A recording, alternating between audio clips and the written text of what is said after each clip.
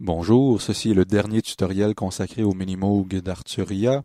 Je quittais ma précédente capture d'écran vidéo en vous montrant ici une petite fonction cachée qu'Arturia ont implantée dans le Minimoog virtuel, soit un panneau nous faisant découvrir certaines options que l'on pourra se servir pour faire moduler notre son notamment.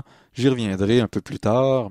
Pour l'instant, j'aimerais m'attarder, revenir sur certains trucs que je n'ai pas vraiment détaillés lors de mes précédentes captures vidéo. Commençons ici avec cette section du Minimoog où on voit les contrôleurs. Nous voyons ici deux jacks 1/4, des fils virtuels que l'on peut brancher dans ces prises femelles. En quoi ça consiste tout ça?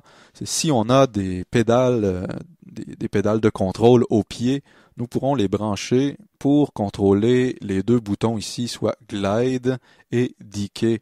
Donc si on branche ça comme ça ici, ces deux boutons-là ne seront plus contrôlés à la main, enfin nous pourront ne plus être contrôlés à la main, mais bien contrôlés par une switch, une pédale au pied. Donc ça peut être sympathique pour libérer la main, notamment si on joue en live. Donc voilà.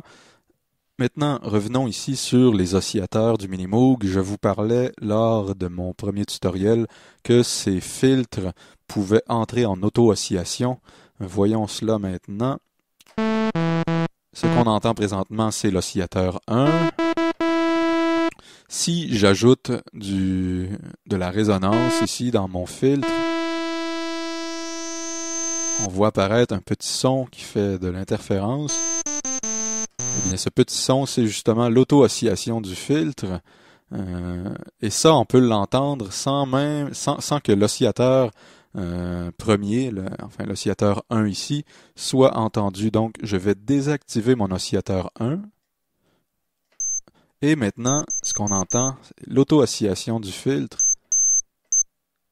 Si je baisse ma fréquence de coupure, on va entendre c'est plus grave.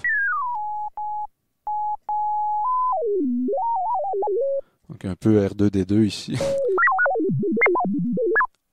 Look. Voilà.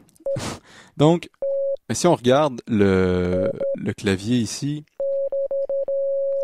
peu importe les notes que je fais, on entend que c'est tout le temps à la même hauteur. Pour pouvoir contrôler cette auto-oscillation qui en fait se résulte en une onde sinusoïdale, comme on l'entend. C'est carrément une onde sinus. Donc pour pouvoir contrôler ici au clavier cette onde sinusoïdale, il faudra activer les deux boutons ici, Keyboard Control. Keyboard Control.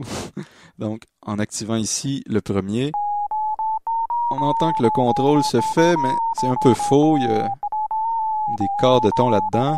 Ça peut être sympathique, mais bon, si on veut avoir un tempérament un peu plus égal, nous activons les deux boutons.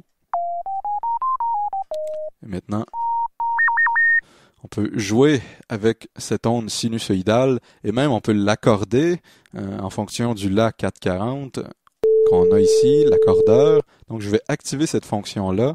Je vais me placer sur mon La 3 ici, et je vais accorder ce La 3 avec le La 440 ici, en descendant, notamment ici, puisque ma fréquence est trop haute, en descendant ma fréquence de coupure du filtre.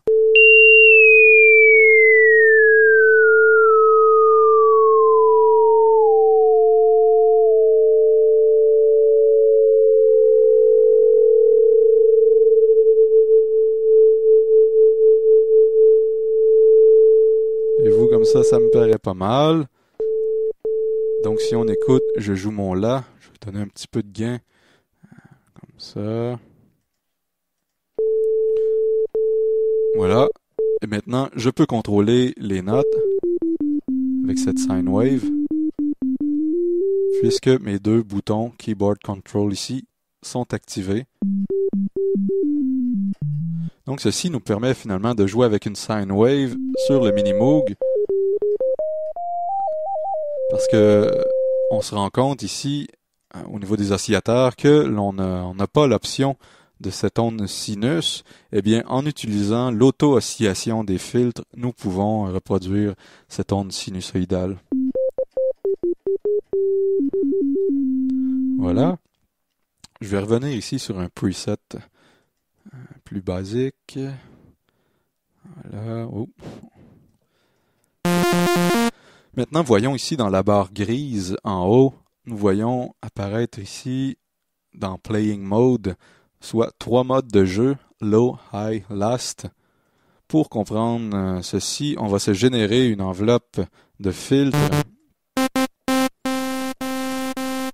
Enfin, on n'est pas obligé d'avoir une enveloppe de filtre pour bien la comprendre.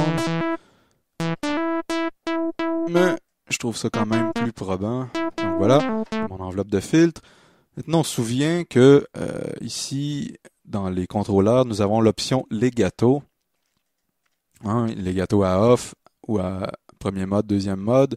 On va utiliser le premier mode ici. On se souvient, j'avais donné un exemple dans un de mes précédents tutos, que la première note déclenche notamment ici l'enveloppe de filtre, mais les autres sont liées, comme ça ici. Si on fait l'inverse, c'est-à-dire que l'on va partir du grave vers l'aigu, on voit que ça marche pas. Pourquoi? Parce qu'il y a préséance à la note grave, soit low ici, grave. Donc autrement dit, si on fait un groupe de notes ensemble, le Minimoog va prendre la note la plus grave, va la conserver, peu importe les autres notes qu'on fait. Donc ça marche dans un sens, mais pas dans l'autre. Pour que ça puisse marcher dans l'autre sens, nous allons activer ici le mode High. Donc ici, il va y avoir préséance à la note aiguë d'un groupement de notes. Et si on fait l'inverse, partir de l'aigu vers le grave, voyez-vous, ça marche pas. Maintenant, si on veut pas se faire chier, comme on dit en bon français, eh bien, on utilise le mode Last, qui finalement va pouvoir être utilisé dans les deux sens. C'est le mode que l'on rencontre habituellement sur la plupart des synthétiseurs, mais il faut comprendre que le Minimoog, le véritable Minimoog, utilisait le mode Low ici, soit préséance à la note grave dans un mouvement de notes liées, comme ça ici ensemble.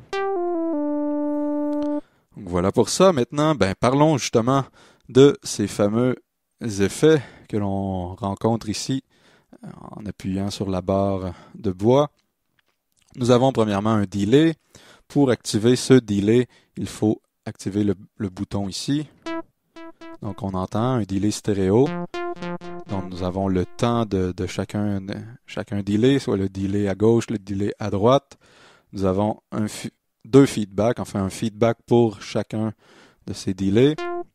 Si on veut que notre delay soit synchronisé sur le BPM de notre projet, soit notre tempo, on utilise ici la petite switch MIDI Sync. Maintenant, comme on voit ici, l'affichage se fait par rapport au tempo. Donc sur le temps, sur la blanche, la noire, enfin.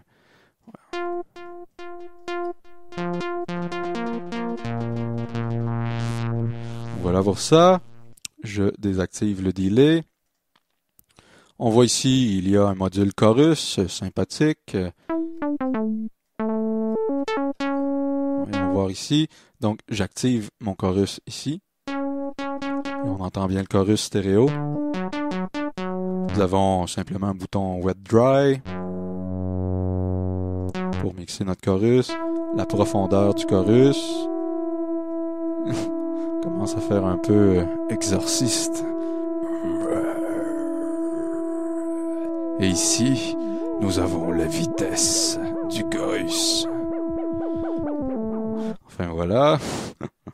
Nous avons 3 modes de chorus ici.